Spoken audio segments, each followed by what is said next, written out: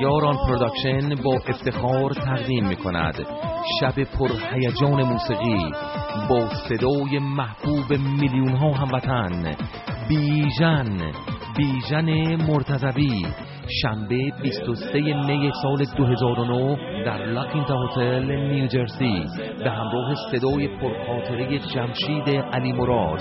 نتوانم پیش یارم غم دل کنم حکایت. با من امشب چیزی از رفتن نگو، نه نگو، از این سفر با من نگو.